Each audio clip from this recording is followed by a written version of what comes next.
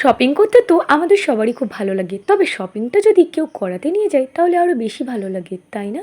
আজকে শপিং বড় পিমনি করাচ্ছে। আর এইদিকে আমাদের মিঠি রানীর জন্যে মিঠি রানীর পিমনি জামা চয়েস করছে। মিঠি রানীকে কোন জামাটাতে বেশি সুন্দর লাগবে। মিঠির পিমনির এই জামাটা মিঠির জন্যে পছন্দ হয়েছে, আমাদেরও বেশ ভালোই লেগেছে। এরপরে চলে এলো চা। তা চা অফার করলে না করতে পারি না, যতই হোক চা প্রেমী বলে কথা, বলুন একটু চা না খেলে হয়? আর সত্যি বলছি, এখানে চাটা অসাধারণ বানিয়েছিল।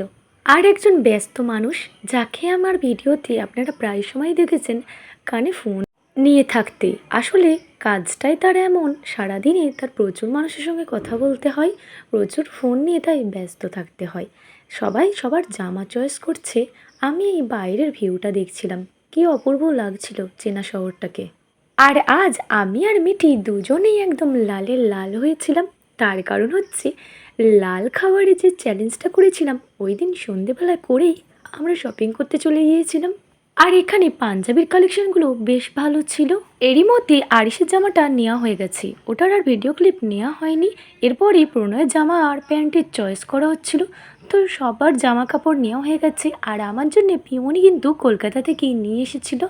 তো এখানে আমাদের কিন্তু অনেক কটা জামা কাপড়ই নেওয়া হয়েছে। এখন বিল করার সময়। আজকের ভিডিওটা এই পর্যন্তই। থ্যাংক ইউ পিমনি, আর অনেক অনেক ভালোবাসা আমার ছোট্ট ননদিনীর জন্যে। টাটা, সবাই ভালো থাকবেন।